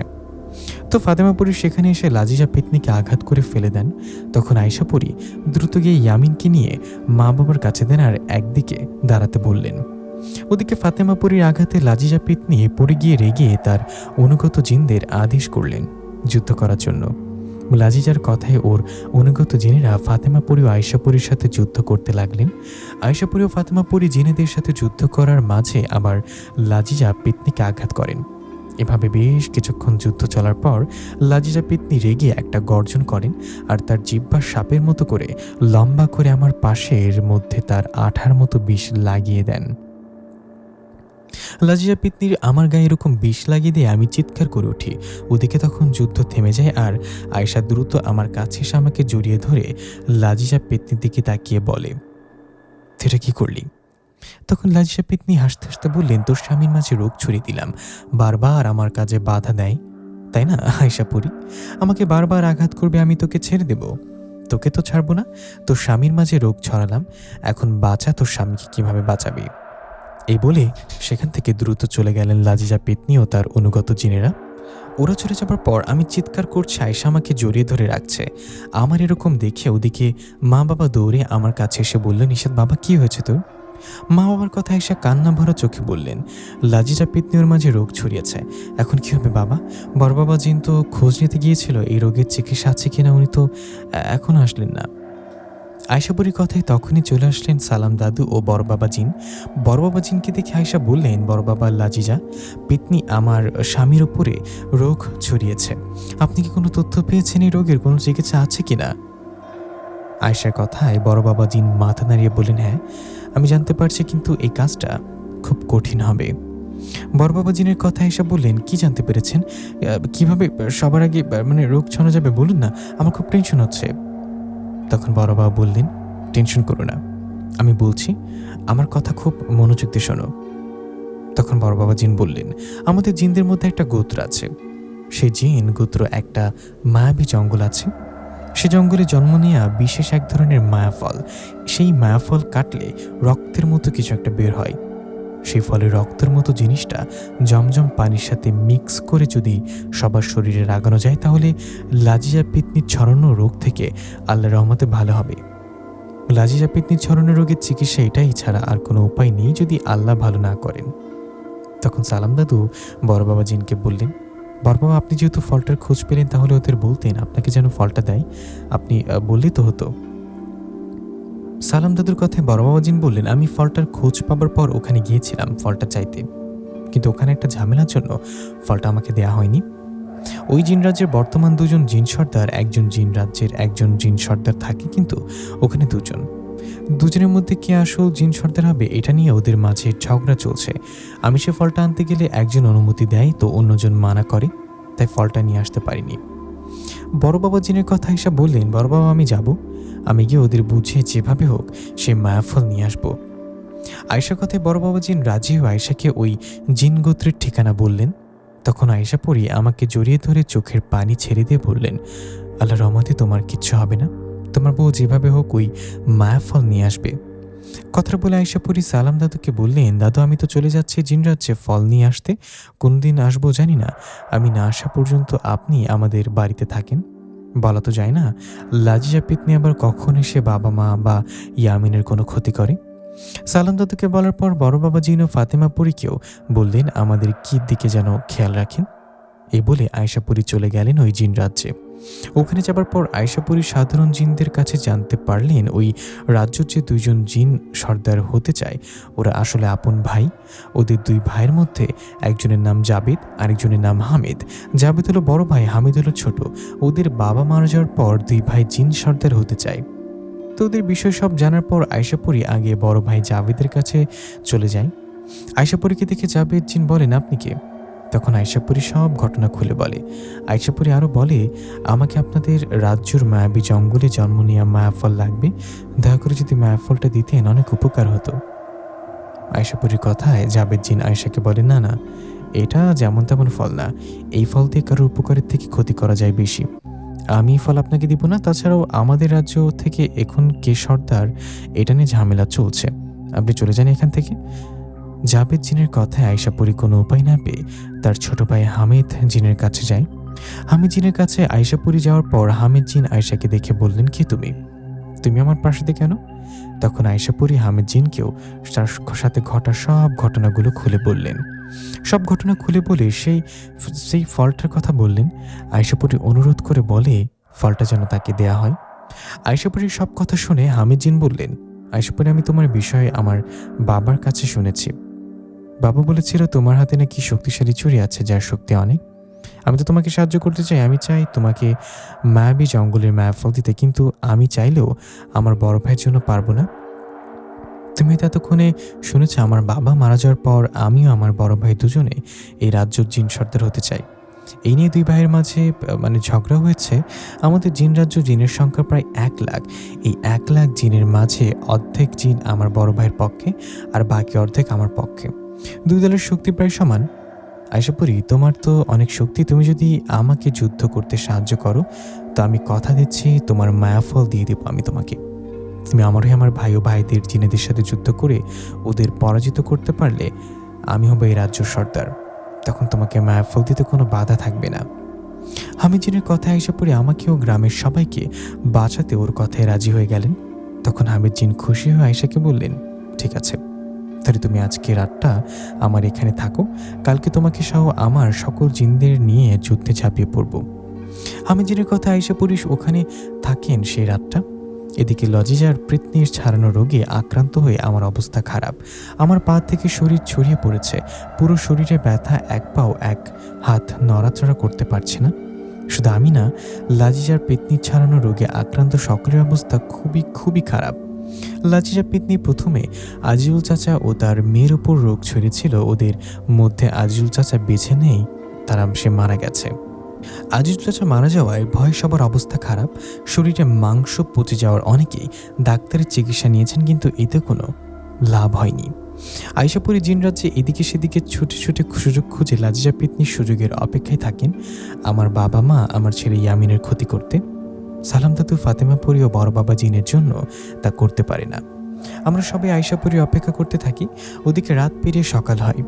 সকাল হলে হামিদ জিন তার সৈন্য রেডি করে আয়েশাকে নিয়ে যায় তার ভাই জাবেদ জিনের কাছে।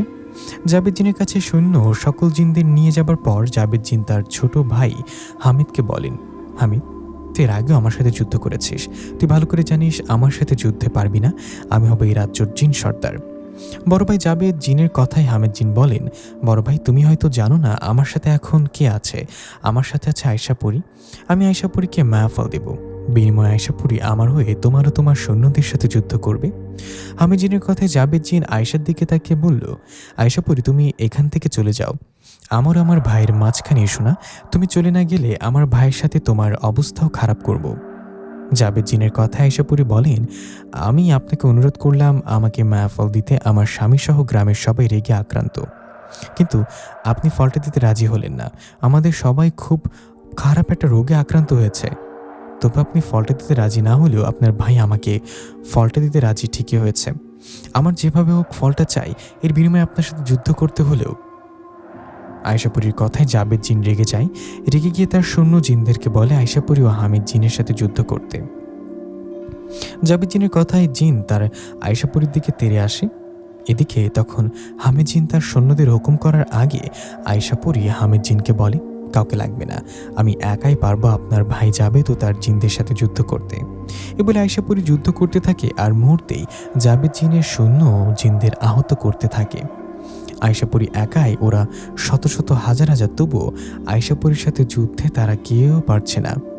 এভাবে বেশ কিছুক্ষণ যুদ্ধ চলার পর আয়েশাপুরী হাজার হাজার জিনকে আহত করে ফেলে দিলেন। এসব দেখে জাবেদ জিন রেগে আয়েশাপুরীর দিকে তেড়ে আসলে আয়েশাপুরী জাবেদ জিনকে আঘাত করতে লাগলেন আর একসময় জাবেদ জিনকে আহত করে ফেললেন। জাবেদ জিনকে গুরুতর আহত করার পর আয়েশাপুরী বললেন, আজ থেকে এই রাজ্যর সর্দার হবে হামিদ জিন। এই বলে আয়েশাপুরী হামিদ জিনের হাত উঁচু করে ধরলেন। হামিদ জিন সৈন্য জিনদের আওয়াজ করে হামিদ জিন সর্দার হিসেবে মেনে নেন। আয়েশাপুরী জাবেদ জিনকে আহত করে হামিদকে সর্দার হিসেবে ঘোষণা দেওয়ার পর হামিদ জিন খুশি হয়ে আয়েশাকে নিয়ে যায় তার প্রাসাদে। সেখানে যাবার পর আয়েশা হামিদ জিনকে বলেন, আমি আপনার কথা মতো আপনার ভাইয়ের সাথে যুদ্ধ করে ওনাকে পরাজিত করেছি। আজ থেকে আপনি হবেন এই রাজ্যের জিন সর্দার। আমি আপনার কথা রেখেছি, এবার আপনি আপনার কথা মতো মায়াফল এনে দিন আমাকে। আয়েশাপুরীর কথায় হামিদ জিন বলেন, হ্যাঁ অবশ্যই, আমি আমার কথা রাখবো। আপনি এখনই আমার জিনকে মায়াফল নিয়ে আসতে পাঠাচ্ছি। আমার জিনকে, তুমি আজ আমার প্রাসাদে থাকো, কাল মায়াফল নিয়ে যাবে। তখন আয়েশা বললেন, আমার স্বামী সহ গ্রামের সবাই বিপদে আছে, আমাকে তাড়াতাড়ি যেতে হবে মায়াফল নিয়ে। হ্যাঁ অবশ্যই যাবে, কিন্তু আজকে আমার প্রাসাদে থেকে তারপর যাও। তুমি আমার হয়ে যুদ্ধ করেছ, তোমার কাজে আমি অনেক খুশি। তোমাকে আজ আহ্বান না করলে কেমন দেখায়? তুমি ওই ঘরটাতে যাও, আরাম করো। হামিদ জিনের কথা আয়েশা আরও বেশি জোরাজুরি না করলে ঘরে গেলেন আর সেদিনটা হামিদ জিনের প্রাসাদেই থাকলেন। পরের দিন আয়েশাপুরীকে সুন্দর সুন্দর খাবার দেয়া হলো। খাবার দেয়ায় আয়েশাপুরী খাবার খেয়ে হামিদ জিনকে বললেন, আপনাকে অনেক ধন্যবাদ আমাকে এত সুন্দর আপ্যায়ন করার জন্য। এখন আমার মায়াফল দিন।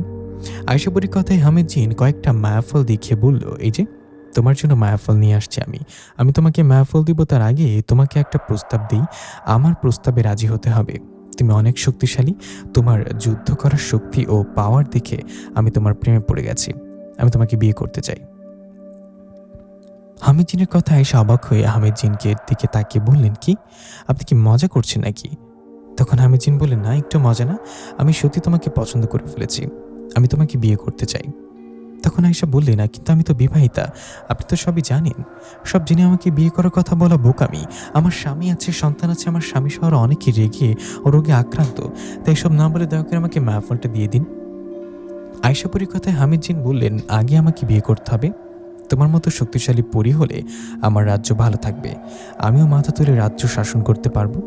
তুমি যাকে বিয়ে করেছো সে তো একটা মানুষ, পরী হয়ে মানুষের সাথে সংসার করবে কেন? তুমি সংসার করবে আমার সাথে। হামিদ জিনের এসব কথা শুনে আয়েশা এবার কান্না ভরা চোখে অনুরোধ করতে লাগলেন হামিদ জিনকে। কিন্তু হামিদ জিন বললেন, না, আমার একটাই কথা, আমাকে বিয়ে করো, আমি তোমাকে মায়াফল দিব, যত লাগে তা লাগে সবই পাবে। ওর এরকম কথা আয়েশা এবার কান্না করতে করতে বললেন, আমার স্বামীকে বাঁচাতে হবে, দয়া করে এমনটা করবেন না। আমি আপনার হয়ে আপনার ভাইয়ের সাথে যুদ্ধ করলাম, এর বিনিময়ে আমাকে মায়াফল দিতে চাইছেন, আমি আপনার কথা রাখবো, দয়া করে আমাকে ফলটা দিয়ে দিন। কিন্তু না, আয়েশাপুরীর কান্নাতেও হামিদের জিনের মন গলে না। হামিদ জিন বলে, আমাকে বিয়ে করো, তাহলে সব পাবে।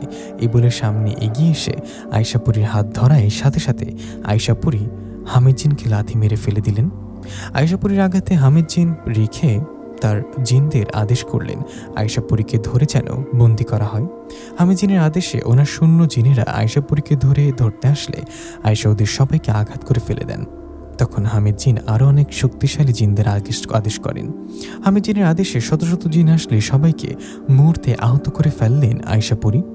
তখন হামিদ জিন আয়েশার দিকে তেড়ে আসলে আয়েশাপুরী হামিদ জিনকে অনেক আঘাত করে ওখানেই আহত করে ফেলে রাখেন। আয়েশা হামিদ জিনকে আহত করে মায়াফল হাতে নিয়ে বললেন, কাউকে কথা দিলে সে কথা রাখতে হয়, তার দুর্বল দিক জানার পর সুযোগ খুঁজতে হয় না। আপনাকে ভালো করে অনুরোধ করে বললাম, মায়াফল দিলেন না, এখন আমাকে বিয়ে করার শখ মিটে গেছে তাই না? মায়াফলগুলো দেওয়ার কারণে মেরে ফেললাম না, এবারের মতো বেঁচে গেলেন। এই বলে মায়াফলগুলো নিয়ে আয়েশাপুরী চলে আসলেন বাড়িতে। আয়শা বাড়িতে আসার সবাই বললেন, ওই তো আয়শা ফিরে আসছে।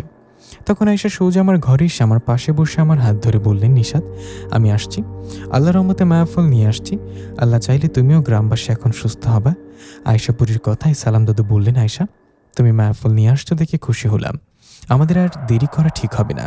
আমার কাছে জমজমের পানি আছে, তুমি এই ফলগুলো কাটো, ওগুলো কেটে ওখান থেকে বেরোনো রক্তর মতো জিনিসটা আমার কাছে থাকা জমজমের পানির সাথে মিশিয়ে নিশাতের শরীরে দাও, আর বাকি ফলগুলো আমাকে দাও, আমি এখনই গ্রামের আক্রান্ত হওয়া সবার শরীরে লাগিয়ে দেই। সালাম দাদুর কথা আয়েশা তাই করলেন। বিসমিল্লা বলে সে মায়াফল কেটে ওখান থেকে বেরোনো রক্তের মতো জিনিসটা জমজমের পানি দিয়ে মিশিয়ে আমার শরীরে লাগিয়ে দিলেন। এরপর বাকি ফলগুলো নিয়ে গিয়ে গ্রামের আক্রান্ত হওয়া সবার শরীরে লাগিয়ে দিলেন। ওগুলো সবার শরীরে লাগিয়ে দেওয়ার পরের দিন সালাম দাদু, আয়শাপুরী, বড় বাবা জিন ও ফাতেমাপুরী সবাই আবার একসাথে হন। সব একসাথে হয়ে সেদিন রাতে লাজিজা পেতনিকে ধরার প্ল্যান করেন। লাজিজা পেতনিকে ধরার প্ল্যান করে আয়েশাও সবাই ধরতে যাবে। এমন সময় লাজিজা পেতনি তার অনুগত হাজার হাজার জিনকে নিয়ে ওখানে আসে। লাজিজা পেতনি এসে আয়েশাকে উদ্দেশ্য করে বলেন, আয়েশাপুরী, শেষমেশ আমার ছড়ানো রোগের চিকিৎসা খুঁজে বের করলি, আমার ছড়ানো রোগ থেকে সবাইকে মুক্ত করলি। তোর চিকিৎসা হয়তো ওরা সুস্থ হবে, কিন্তু তোর কি হবে? আজ আমি আমার অনুগত জিন ছাড়া আমার বন্ধু কয়েকজন শক্তিশালী জিনকে ডেকেছি। আজ তুই সহ সবাইকে এখানেই মেরে ফেলবো। লাজিজা পেতনির কথা আয়েশাপুরী রেগে লাজিজার দিকে তাকিয়ে রইলেন। তখন লাজিজা পেতনি হাসতে হাসতে বললেন, কি মৃত্যুর কথা শুনে ভয় পেয়ে গেলি আয়েশাপুরী? লাজিজা পেতনির হাসি দেখে আয়েশা লাজিজা পেতনিকে দিলেন এক লাথি। লাথি মেরে লাজিজা পেতনিকে ফেলে দেয়। লাজিজা পেতনির অনুগত জিনেরা আয়েশাপুরী, বড় বাবা জিন ও ফাতেমাপুরীর সাথে যুদ্ধ শুরু করলেন। ভয়ঙ্কর এক যুদ্ধ চলছে। আয়েশাপুরী, ফাতেমাপুরী, বড় বাবা জিন লাজিজা পেতনির অনুগত জিনদের আঘাত করতে করতে মেরে ফেলেছে। এভাবে অনেকক্ষণ চলে যাবার পর লাজিজা পেতনির অনুগত জিনের সংখ্যা কমে আসলে আয়েশাপুরী গিয়ে লাজিজা পেতনিকে ধরেন আর আঘাত করতে থাকেন। আয়েশাপুরী একের পর এক আঘাতে লাজিজা পেতনি চিৎকার করতে লাগলেন। লাজিজা পেতনির চিৎকারে আয়েশা আর মায়া না করে লাজিজা পেতনিকে মেরে ফেলবে এমন সময় দুজন জিন এসে আয়েশাপুরীকে আঘাত করে ফেলে দিলেন। আয়েশাকে আঘাত করার সবাই থেমে গেলেন। তখন আয়েশা পিছনে ঘুরে দেখলেন ওকে আঘাত করেছে জাবেদ ও হামিদ জিন। ওরা দুই ভাই একসাথে হয়ে ওদের সকল সৈন্য জিনদেরকে নিয়ে আসছেন। ওরা এসে আয়েশাপুরীকে বললেন, আয়েশাপুরী, তুমি আমাদের দুই ভাইকে আঘাত করে আহত করেছ। নিজেকে কি ভাবো আমাদের দুই ভাই আঘাত করবা আর আমরা বসে থাকবো? তোমার আঘাতে আমরা দুই ভাই শত্রুতা ভুলে একসাথে হয়েছে তোমাকে মেরে ফেলার জন্য। জাবেদ ও হামিদ জিনের কথা আয়েশাপুরী বললেন, দেখুন, আমি ইচ্ছে করে আপনাদের আঘাত করিনি। আপনাদের কাজকর্মে আমাকে আঘাত করতে বাধ্য করেছে। এখানে লাজিজা পেতনিকে শিক্ষা দিচ্ছি, দয়া করে আপনারা এর মাঝে আসবেন না। আমার কাজে কষ্ট পেলে আমি দুঃখিত, মাপ চাচ্ছি, আপনারা প্লিজ চলে যান। এই আয়েশাপুরী আবারও লাজিজা পেতনিকে আঘাত করতে লাগলেন। এদিকে ঠিক তখনই জাবেদ ও হামিদ জিন আয়েশাকে আঘাত করে ফেলে দিলেন আর বললেন, আঘাতের বদলা আঘাত করে নিব, আমরা তোমাকে ছাড়ব না। কথাটা বলে জাবেদ ও হামিদ জিন তাদের সৈন্যদের নিয়ে আয়েশাপুরী, বড় বাবা জিন ও ফাতেমাপুরীর সাথে যুদ্ধ শুরু করলেন। আয়েশাপুরী, ফাতেমাপুরী ও বড় বাবা জিন হামিদ ও জাবেদ জিনের সৈন্য জিনদের সাথে যুদ্ধ করছে। এই সুযোগে সেখান থেকে পালিয়ে গেলেন লাজিজা পেতনি। লাজিজা পেতনি পালিয়ে যাবার বেশ কিছুক্ষণ পর আয়েশাপুরীর খেয়াল করলেন লাজিজা পেতনি সেখানে নেই, ও পালিয়ে গেছে। লাজিজা পেতনি পালিয়ে গেছে দেখে আয়েশাপুরী প্রচণ্ড রেগে জাবেদ জিন ও হামিদ জিন দুই ভাইকে প্রচণ্ড জোরে আঘাত করতে করতে লাগলেন আর বলতে লাগলেন, তোদের কাছে মাপ চাইলাম, তবু মাপ করলি না। তোদের কারণে লাজিজা পেতনি পালিয়ে গেল, তোদের কারণে পালিয়েছে না, এখন তোদের জান নিয়ে নেব। এই বলে রেগে আয়েশা জাবেদ ও হামিদ জিনকে আঘাত করতে করতে মেরে ফেললেন। জাবেদ ও হামিদ জিনকে মারা যেতে দেখে বাকি সকল জিন পালিয়ে গেলেন সেখান থেকে। সবাই পালিয়ে যাবার পর বড় বাবা জিন ও ফাতেমাপুরী তিনজন তিন দিক দিয়ে বেরিয়ে পড়লেন লাজিজা পেতনিকে খুঁজতে। কিন্তু এতে কোনো লাভ হলো না। কেউ আর খুঁজে পেলেন না লাজিজা পেতনিকে। লাজিজা পেতনিকে খুঁজে না পাওয়ায় আয়েশাপুরী বুঝতে পারেন লাজিজা পেতনি কালো জাদুর মাধ্যমে মায়াজাল সৃষ্টি করে নিজের আত্মা গোপন করেছে, যার ফলে লাজিজা পেতনি কোথায় আছে সেটা খুঁজে পাওয়া যাচ্ছে না। লাজিজা পেতনিকে খুঁজে না পেয়ে বড় বাবা জিন ও ফাতেমাপুরী আয়েশাপুরীর কাছে বিদায় নিয়ে চলে যায়। এই ঘটনার পর আমি সহ গ্রামের সবাই লাজিজা পেতনির ছাড়ানো সেই রোগে আক্রান্ত হয়েছিলাম। সবাই আল্লাহর রহমতে এখন সুস্থ আছি, আর কোনো সমস্যা হয়নি আমাদের। প্রিয় লিসেনার, লাজিজা পেতনি কিন্তু মারা যায়নি। লাজিজা পেতনি পালিয়ে গেছে। আয়শাপুরী পরবর্তী কোনো এক গল্পে এই লাজিজা পেতনিকে আবার ফিরে আনা হবে। সে গল্পের কাহিনী অন্যরকম এক রহস্যময় হবে। লাজিজা পেতনি ও আয়শাপুরীর সেই গল্পটা কবে আসবে সেটা জানিয়ে দেওয়া হবে। আজকে এখানেই বিদায় নিচ্ছি। আর তার আগে একটা কথা বলে রাখি, আপনারা কিন্তু অনেকেই আমাদের চ্যানেলটি সাবস্ক্রাইব করেন না। আমরা দেখেছি অনেক ভিউয়ার্স এমন আছেন যারা আমাদের চ্যানেলটি সাবস্ক্রাইব না করে ভিডিওটি দেখছেন। আপনারা প্লিজ, আমি রিকোয়েস্ট করবো, দয়া করে সাবস্ক্রাইব করে দিবেন, যাতে করে আমাদের নতুন ভিডিও বানাতে আরও বেশি আগ্রহ জন্ম নেয়। আর যারা চ্যানেলটি সাবস্ক্রাইব করে দিয়েছেন তারা প্লিজ পাশে থাকা বেল আইকনটি প্রেস করে দিবেন, যাতে করে আমরা নতুন কোনো ভিডিও আপলোড করলেই যেন নোটিফিকেশনের মাধ্যমে আপনারা সবার আগে পেয়ে যান ভিডিওটি। তো ধন্যবাদ, এই পর্যন্তই আজকে বিদায় নিচ্ছি। দেখা হবে পরবর্তী কোনো গল্প নিয়ে। সে সাথে সবাই ভালো থাকবেন, সুস্থ থাকবেন। সাথে ছিলাম আপনাদের সবার প্রিয় ভয়েস আর্টিস্ট আমি ইফতি। আসসালামু আলাইকুম।